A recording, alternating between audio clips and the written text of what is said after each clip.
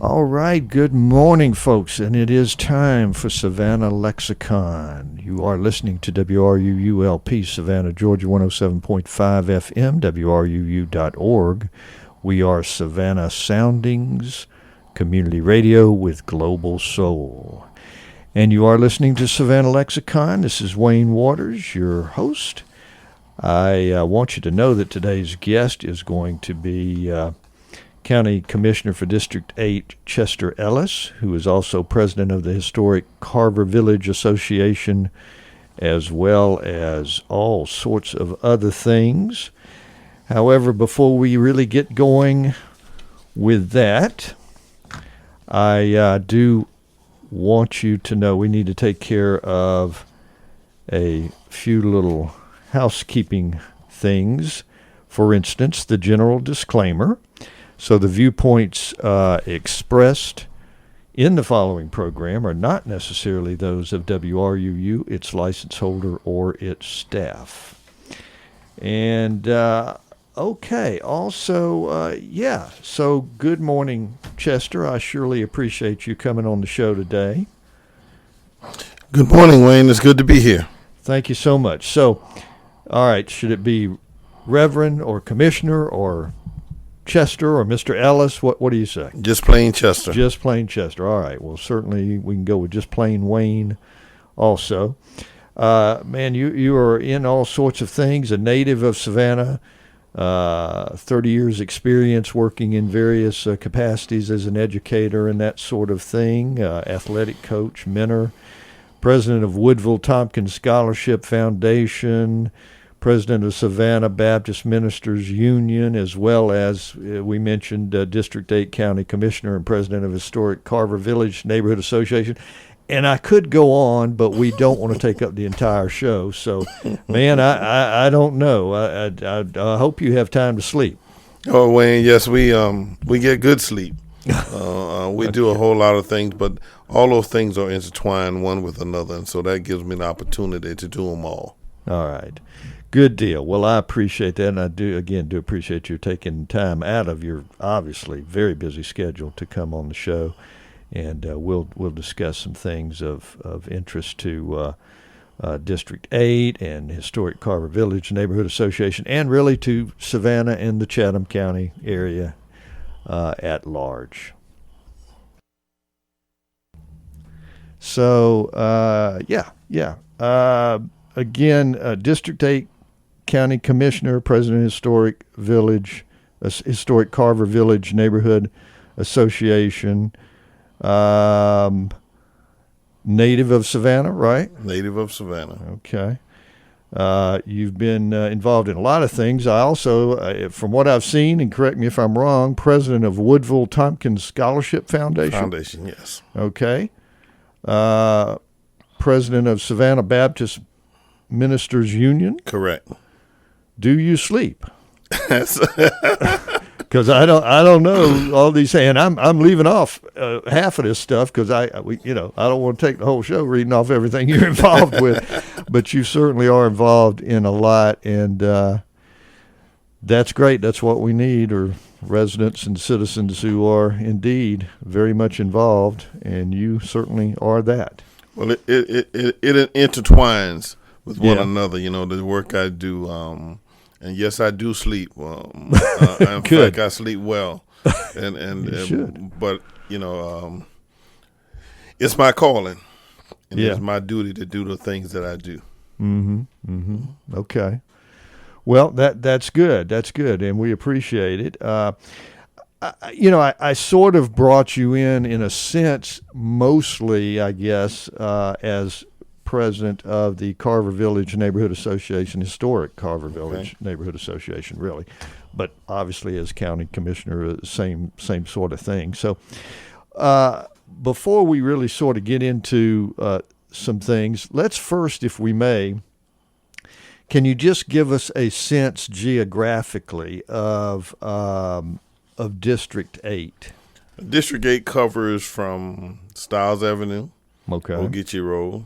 It goes through Ogeecheton, Cloverdale, Carver Village, West Savannah, Hudson Hill, Rosenau Hill, throughout Garden City, down 21, and it encompasses those new areas of Pooler that's developing along 21 and Bloomingdale as well.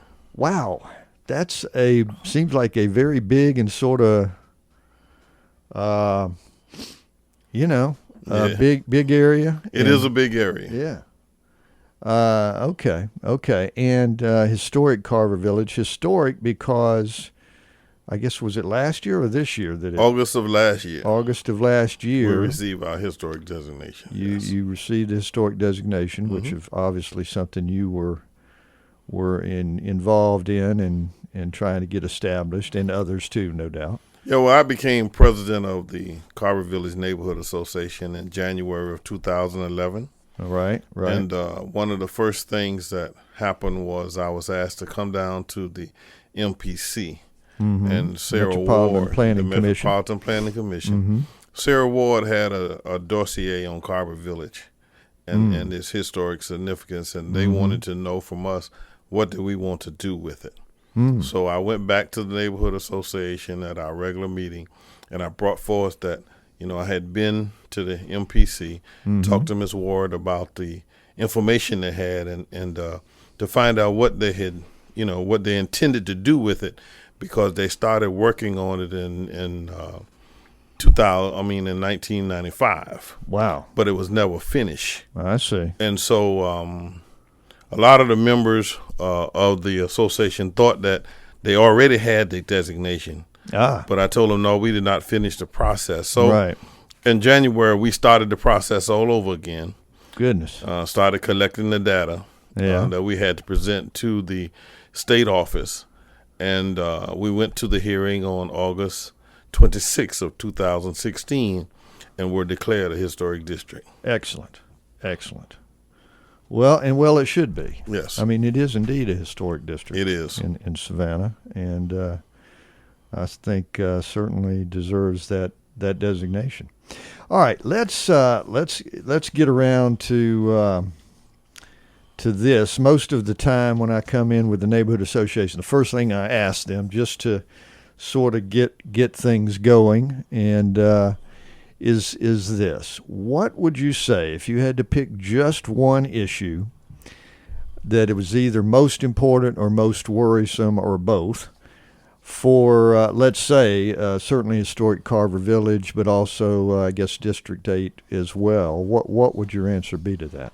Well, the most important thing going on with historic Carver Village now is the coming online of the arena project. Right. That will happen at Stiles and Gwinnett. And for the 8th District, the most important thing that's on the map now is we are trying to deal with the 2 high poverty areas that we have in the district, and trying to find solutions to those so that it can benefit the district as well. So that's what's going on in the district, especially the arena and the development of the canal district, which we just had a meeting last night with city staff and our alderman talking about the arena and the start and the beginning of the project. Okay. Anything you can sort of relay regarding that meeting? Was there anything kind of new, or what was the discussion kind of about? Well, the discussion has been going on now for the last 5 to 7 years. Sure, right. But now we are in the implementation phase, and shortly, and when I say shortly, I'm talking about between now and the end of the year. Okay. They will start to widen Gwinnett Street from Stiles Avenue to I-16 to make it out of 2-lane into a 4-lane with a median in the middle. And we wanted to give the residents the update as to when the inconvenience will be, because Gwinnett Street at Stiles will at some point will close, and no traffic will be allowed through that area because they're removing the old bridge over the canal, the Springfield Canal, to replace it with a bigger and wider bridge to cross over, so that it will not only have access for cars but pedestrians as well.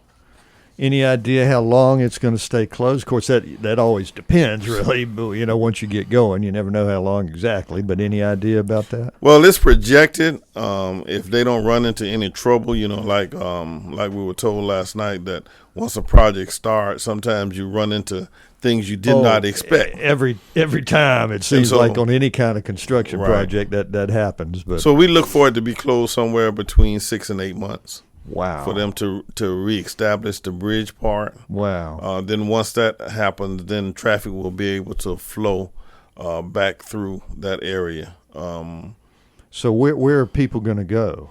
Well, and that's what we were meeting about last night. They could go to Stiles and Gwinnett and turn left, which will take them north on Stiles to Louisville Road, or they may go and turn right, which will take them to 17 and Stiles Avenue. Okay. And the third option is that they can go out the back, what we call the back, but it leads off of Gwinnett Street. You can get on 516 and go where you need to go. You can go 516, go to I-16, and then come back around by the 37th Street corridor, or you can take 516 and go to Duran or to 17, either way. All right, so some good options to get around that that momentary. Well, we just wanted to have them prepared. Oh yeah, when those detours and things come. Absolutely. Well, that's got to be exciting. I mean, I that's been in the works for a while, and I know at one point, I guess it would be City Council.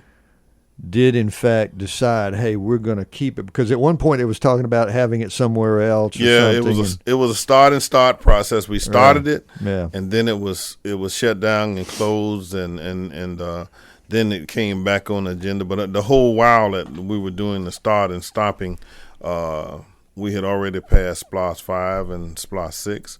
So the monies will be collected. Now we need to put the money back in place, or use the money that's already in place, I should say. Well, that's got to be exciting. I mean, that's a huge project that will, just really, I would think, have a dramatic effect on that general area. Yes.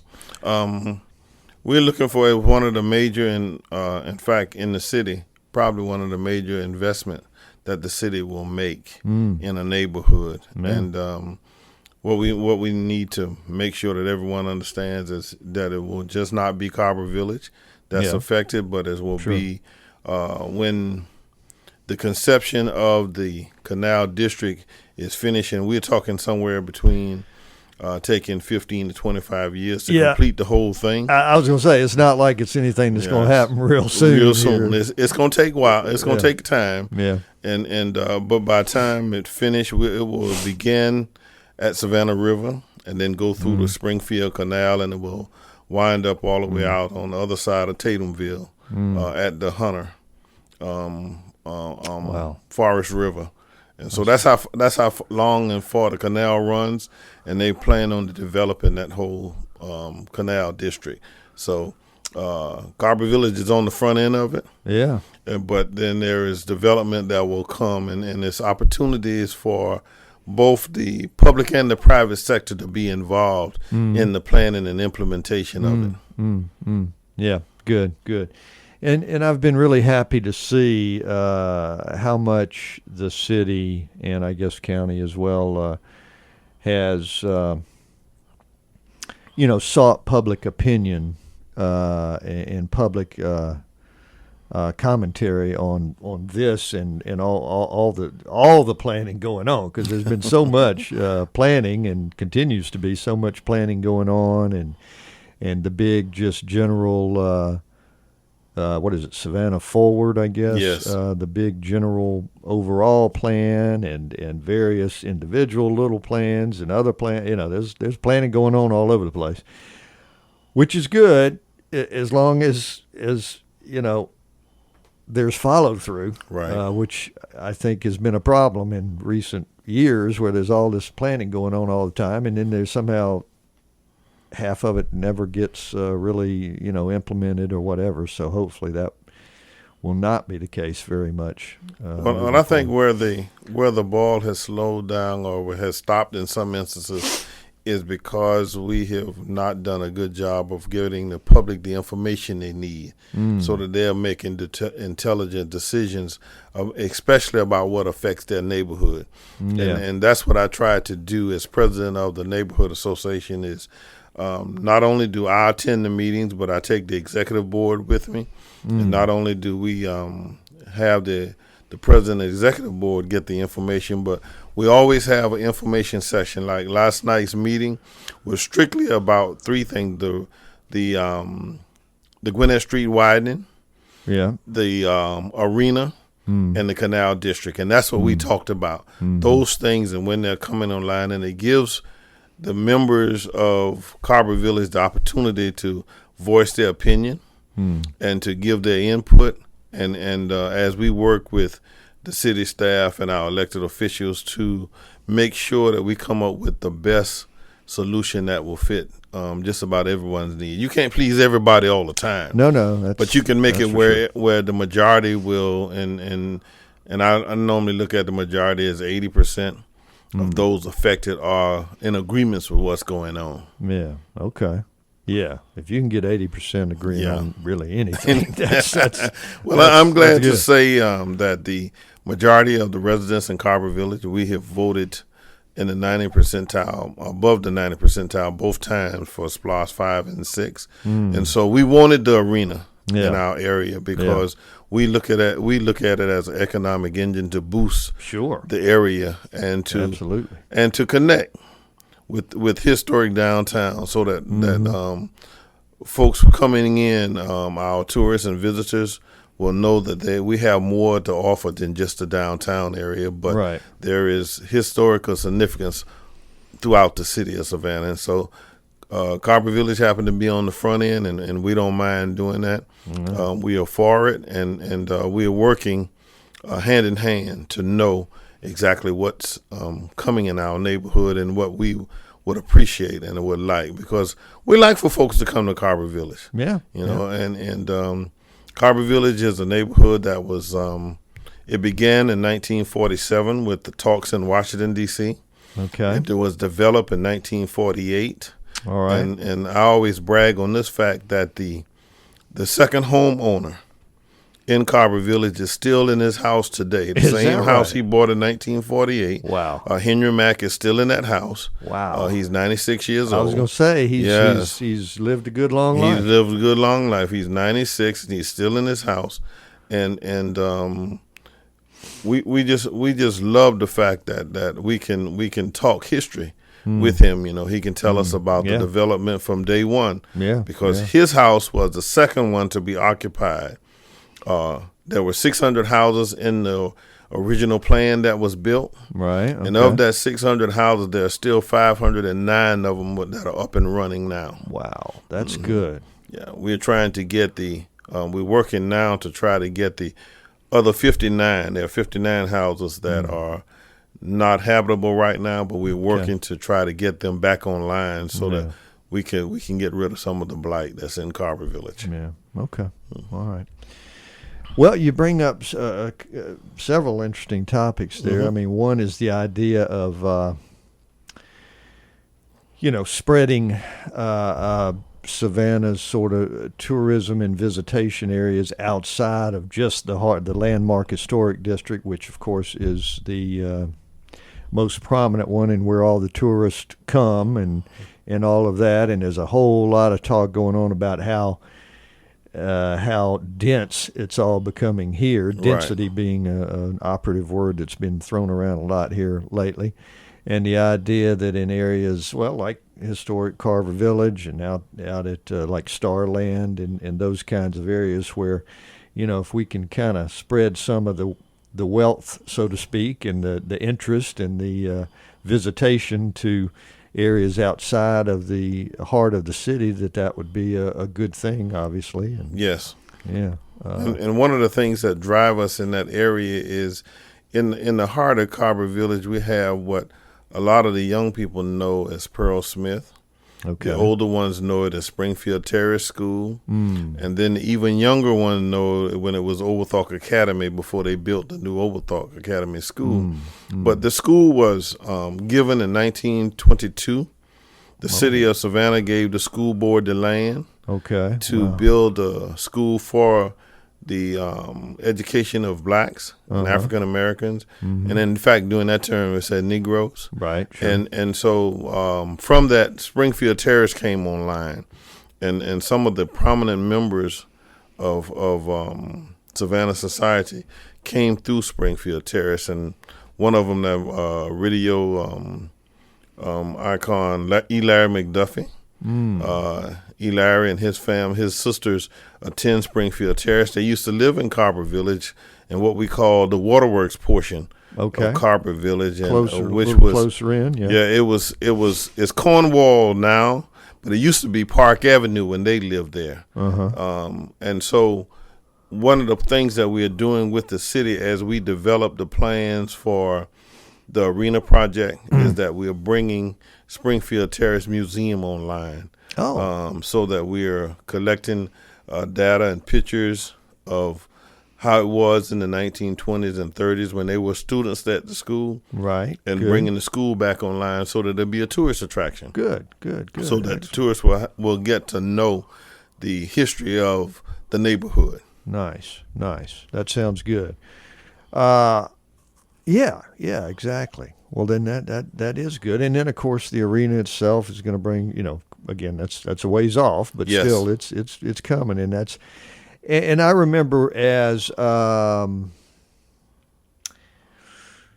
new Kessler project down on River Street was when it broke ground, and I remember the mayor standing up there, and he was talking about, he said something about, I won't get it just right what he said, but something to the effect of, this city in, I don't know if he said, I can't remember if it was 5 years, 10 years, whatever term he used. He said it's going to just push out westward from, including the Kessler property is west of, at least of the River Street development. Right.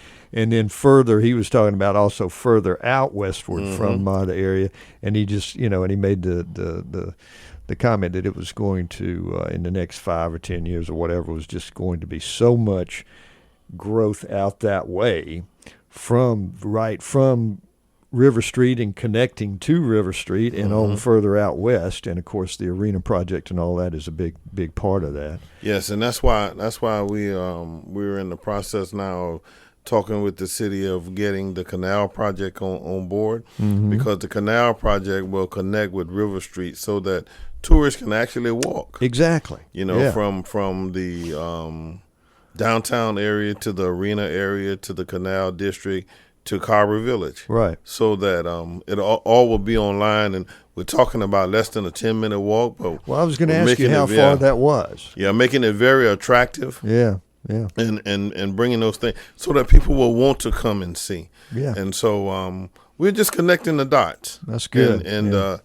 if we remember the old philosophy that says that the journey of 1,000 miles begins with the first step. Now we're at that first step where we're in the implementation stage, and that's bringing the arena online. And then after the arena comes online, then the development from the arena out in all directions, whether you're talking about eastward, westward, northward, southward, but there will be development that's going on that will help. And I'm proud to Carver Village is in the center and at the forefront of development of that project, because Savannah has a lot to offer tourists, more than what we show now, but we just not have spent the time to develop so that folks will want to see what we are about. And we have that title as the hostess city of the South.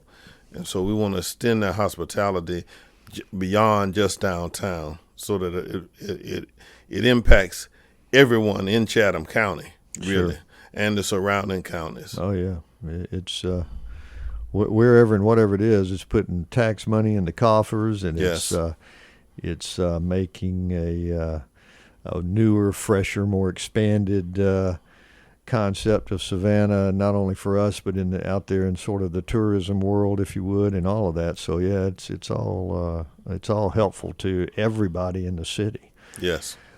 Okay. What other things kind of are on your mind in the district or in the neighborhood itself? Other issues. There's a lot of issues getting a lot of play these days. Some of them affect your area tremendously. Some maybe less so. Who knows? But of course, crime.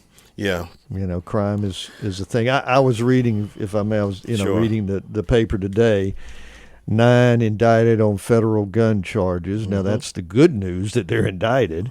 But a bunch of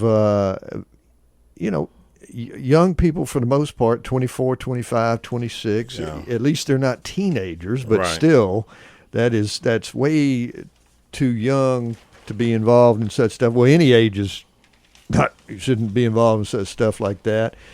Arrest in Oak Forest Drive shooting. Yes.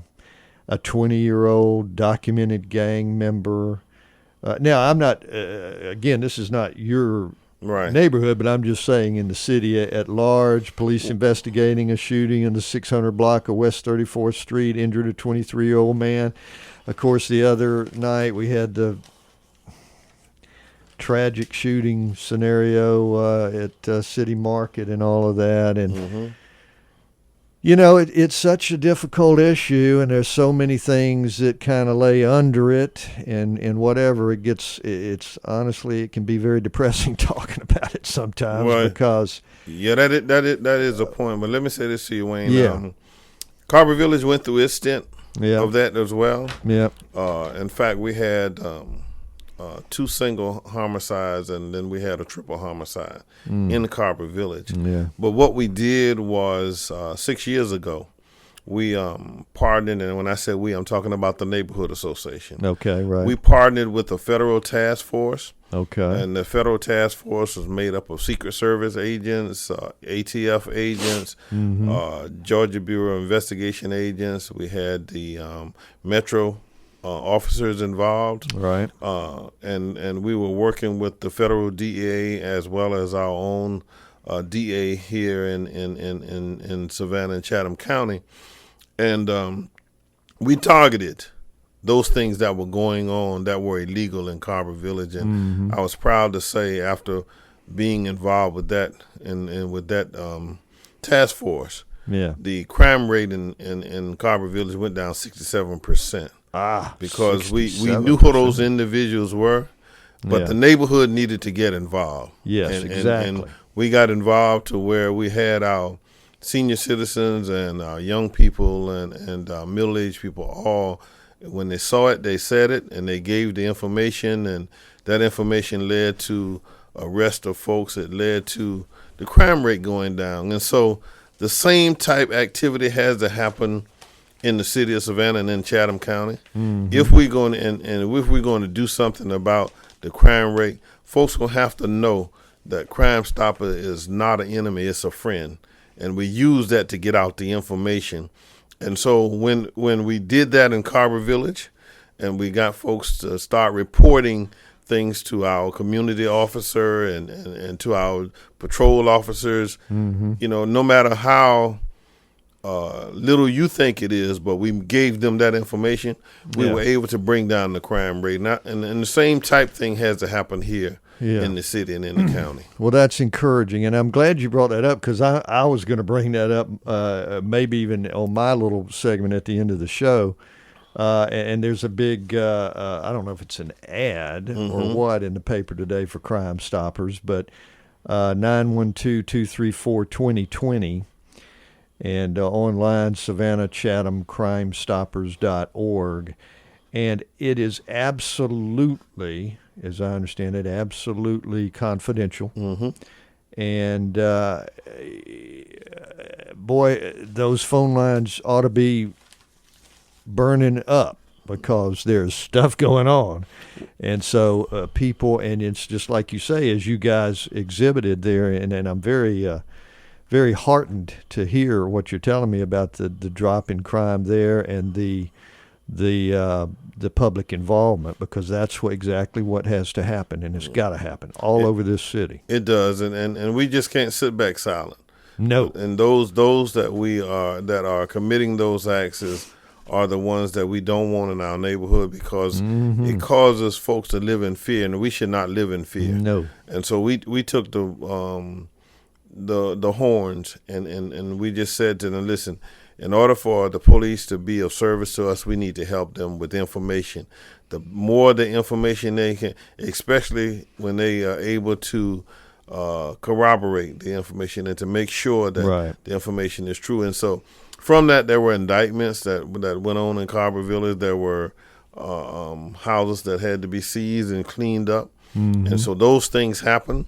And when they did, things got better, in Carver Village. Oh, that's nice. I'm glad to hear, something positive on this issue, because so much of what you do read and hear is so negative. But that's great. I'm happy to hear that you guys got involved and made things better.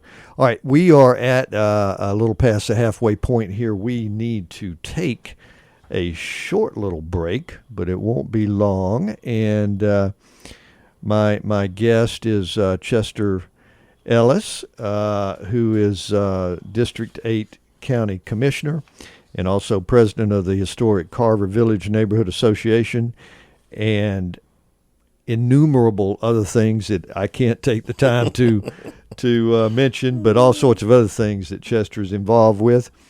But we won't be gone long. I do want you to know you're listening to WRUULP, Savannah, Georgia, 107.5 FM, WRUU.org. We are Savannah Soundings Community Radio with Global Soul. Don't go anywhere. We're going to take a very brief break here, so hang on.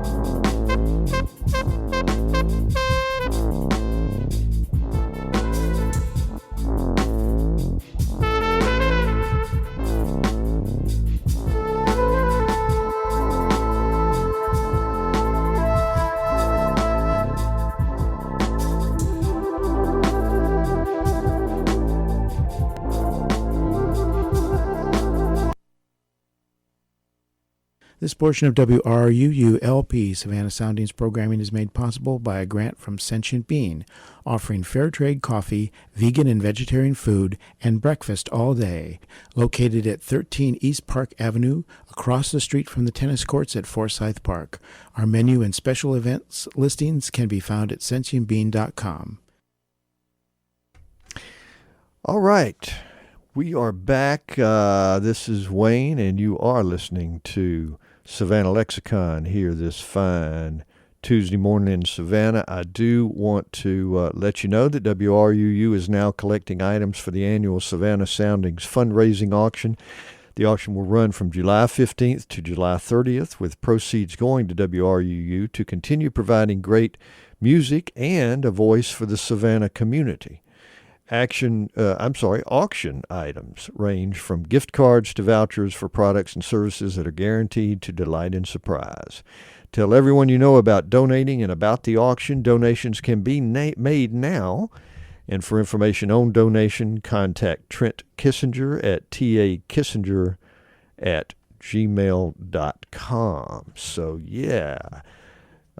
folks listening out there, you've got something maybe to put up for auction. We would greatly appreciate it, and you will get some attention yourselves, of course, in the process. So do consider that. Okay. And back now, again, speaking with Chester Ellis, District 8 County Commissioner and President of Historic Carver Village Neighborhood Association. We've been talking about various things that are of importance and going on in that district and in historic Carver Village neighborhood itself, and things both good and maybe in some ways not so good, but things that can be worked on and things that have been worked on in particularly historic Carver Village. We were just talking about the drop in the crime rate that has occurred there, largely due to citizen involvement, neighborhood resident involvement, and, of course, working in conjunction with various law enforcement agencies and all that sort of thing.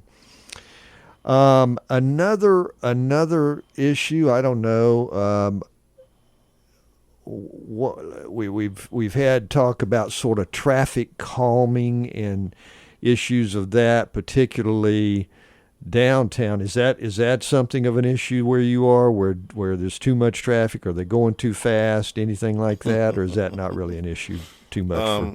It's not really an issue in Carver Village at the present time, right? But we look to plan ahead, and when I say we look to plan ahead is when the arena comes online. Sure. We look for the traffic to increase, so that's why the widening of Gwinnett Street. Yeah. And that's why we discussed last night in the meeting with the city staff and our aldermen, routes that can be taken so that we can minimize the effect that it has on the neighborhood and not only just Carver Village, but those neighborhoods that are surrounding Carver Village as well. Because people will definitely have to have routes to get in and out of the arena and the events that's there. But we can plan it in such a way that we can minimize what the effects will be against the neighborhood. Yeah. And that's what we want to do, plan ahead. Sure. And have a contingency plan in place so that we can operate. Every plan has to be tweeted. Oh, yeah. Somewhat as it goes along. You got to have some flexibility. You make some improvement, and so you put that flexibility in there so that the neighbors in the Carver Village area and the residents there are comfortable with what's going on. Sure. And we're looking forward to it. We're working with it on every end, and we're making sure that not only do the leadership of the Neighborhood Association know, but all the members who want to be involved in the planning, because who knows where the idea will come from. That's a great true. idea. That's absolutely true. Not one of us have all good ideas. No. But if we put them on the table and work through them, then we can come out with a plan that's workable for just about everyone. Yeah. Well, how about district wide? I mean, is it an issue in any district-wide? What I'm working on now is that I'm working with the city of Savannah, and I'm also working with the members of the automatic staff of Garden City, because those are our two highest poverty areas in the district. And what was the Garden City you mentioned? What was it again? Garden City, is there a particular? The rate is about 28%. Oh, you just mean Garden City in general? Garden City in general, Okay. Garden City is in the 8th district. Okay. The majority of it. But within that particular district, you have like the Rosemont Hill area, or you have like the 5 Mile Bend area. That even though you have a large part of it as industrial, you still have those communities in there, and we're trying to work through seeing what we can do to impact the poverty that's in the area. And so we work with other nonprofits. We work with businesses, you know, to establish jobs and things of that nature, so that we can make a dent in the poverty that's in the West Savannah area, the Rosemont Hill area, and all areas of the city, and Garden City, and see, then there's a whole lot of new development that's going on in the Pooler area. Yeah, there certainly is. Yeah. See, and along Highway 21, as you go out, there's some new roadway, and around the Benton Boulevard area, there's going to be some new roadways and things coming up, and so we want to make sure that the neighbors in those areas know exactly what is planned by the state and by the county. And so we had an informational session with them out at the old Gartliff Elementary School, so that they'll know what's developing in the 8th District. So I try to stay informed and stay on top from staff and from state officials as to what's going on. And then I don't like to keep that information. I like for people to know. You know, because we all have to live together in that area. And so by them knowing what's on the planning board and what's on the drawing board that's coming off of the drawing board, then they can make decisions about their properties and things, and know what the impact is going to be. So that's what I spend my time doing for the 8th District on the county commission, is making sure that the information gets out. So that we'll know what is developing in the district. That's good. Because again, I mean, it's about everybody. It's about the residents being involved. Because I mean, that's what makes a difference, as it did in as you related as regards to the crime issue and that kind. I mean, that's what it takes. I mean, we can't just say, okay, our city council person does this, or our county commissioner does that, and they can take care of everything, and I don't need to know about anything. No, you got to be involved. And that's what I try to do every day, is I try to involve myself with all the other elected officials that affect the 8th District, and working with the city of Savannah. That's Alderman Van Johnson. I'm working with him, and then in Garden City is working with Rosetta and the things that she needs and they need in Garden City to help them, and working with the mayor of Port Wentworth and the things that they need with them. So Mayor Jones and I, you know, and Mayor Bethune, and we all meet and we talk about the things that are affecting those in the 8th District. And then what we can do as far as the county is concerned, what we can do as far as the municipalities are concerned, then what we can do as state is concerned. And then there's even federal money, because, you know, there's a whole lot of federal money that comes into our ports to keep it up and going. And so we have to work on all those ends. Absolutely. Yeah, it's that port operation is something. And so I guess, what about that? Is that in your district? Is that part of it? Is the port part of the port? Part of the port. Okay. In fact, the port itself, the length and breadth of the port itself covers 3 districts. It covers not only the 8th, but it's also in the 7th, and it's also in the 3rd. So Dean Kicklighter, Bobby Lockett, and myself, we often talk about those things that will affect us, along with the chairman, Al Scott. We talk about those things that's happening at the port. That's, you know, because the port is constantly expanding. Yeah, I know it is, and it's huge already. It's huge already, but it's expanding. It's huge and still expanding. And you know, it's funny. I think sometimes people forget that we're so tuned, in a sense, to the tourism stuff, and Lord knows that's good stuff, and very important, and brings a lot of attention and business and whatever and money into the city. But man, that port is a huge part of of Savannah. It is, and it's not only just Savannah, but it's countywide. Sure, because we start when we look at it, even in the 4th district. When you look at out around Fort Jackson and coming into Fort Pulaski and coming up the mouth of the river, see all that's in Chatham County, right? And so each one of the commissioners, we work with the port officials to make sure that we know the impact of the trucks going in and out. The development of Elba Island is another that's on the list for the county commissioners as they spend, because over the next 2 years they will spend about $2 billion over in the Elba Island area redeveloping that area. Really? And so, now, see, this is I'm not much aware of that. I have to admit. Well, yeah, those are things that are on the table, and they're coming off the table, I should say, because they're in the implementation stage, and Elba Island is being expanded, and also the port is being expanded, and so that means that the neighbors residents and who neighborhoods are adjacent to those areas need to know what the impact is going to be on their neighborhood. And so we try to make sure that the information gets out and that we have meetings to inform our constituents of what's going on in their area and in their neighborhood. Because,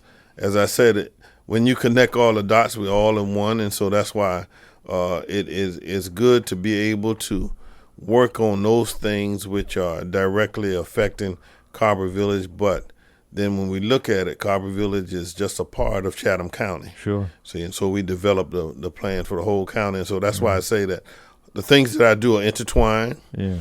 And to make sure that they have. And so being a pastor, that helps too, because that helps me get to other ministers and churches where we can give out information that's going on with the county and with the city well, to make sure. And so that's why the elected officials have to work together along with all the other neighborhood associations and organizations to make sure we all know. Wow, now that I'm thinking about this, and I'm thinking of particularly District 8 again, I'm going back to that and back and forth with Carver and District 8 and all that, but man, District 8 is so interconnected with so much else, more than some of the other districts. I mean, when you think about your proximity to the port, to Pooler, Garden City, Port Wentworth. I mean, wow, that's a full-time job, man, right there. Because you really do have more connections. As I'm just kind of thinking off the top of my head, it seems like you got more connections in a sense and more things to be aware of in a way than some of the other districts. All right, we are reaching the final segment here. So one last shot for you. As we close out here, Chester, any kind of final statement you want to make, or anything that you want to give a last shot out here? You've had some great information and thrown out a lot of good ideas and examples of the way that you've worked in the historic Carver Village and in District 8 in general. But any last thing you want to leave us with here? Well, what I would like to let the residents of Carver Village as well as the county know that I'm accessible to them.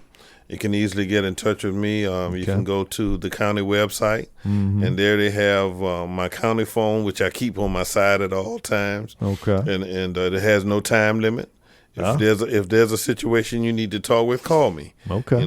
Email me. Yeah. Text me, and I'll make sure that I get back with you, and whatever your situation is, I'll get you an answer. If I don't know the answer, I do know someone who does know the answer. There you go. And so that's how we work well with county staff, and that's how we work well with city staff to get those answers that I don't have. Right. But I make sure that we get them to the people who need them. Right. And what that does is that keeps all of us working in the same direction.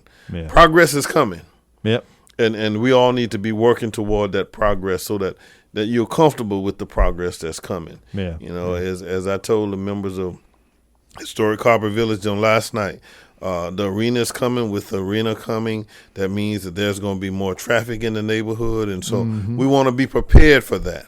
We want to have things ready for that, not saying that we have all the answers right now, but we're working towards getting the answers so that everyone is comfortable and enjoyable. We have a great city. We have a great county, and I just like to see us work together to make everybody in the county's life much better and more profitable. Sounds good. Well said. All right, folks, hang on now. Another brief break. Won't be going long. I've got a few little announcements to make myself and that sort of thing, and so won't be going long. I will just go ahead and maybe you hang out a little bit still, Chester, but I'll go ahead and tell you thank you again very much for coming on the show. We do appreciate it, and hopefully, hopefully you might be willing to just kind of come on along, and just tell us and keep us updated as we go along. That would be nice. And you certainly have a kind of a standing invitation, so I hope I'll get you back on here before too terribly long, and we'll just kind of get an update on things. Got some good stuff coming for you, and I do hope that you will be listening. And again, remind you that you are listening to WRUU-LP, Savannah, Georgia, 107.5 FM, WRUU.org. We are Savannah Soundings, community radio with global soul. And I do very much encourage you to just keep listening, because as I mentioned, here at 9 o'clock in just a moment, we are going to have a fine show coming your way with Ian Masters, and here it goes.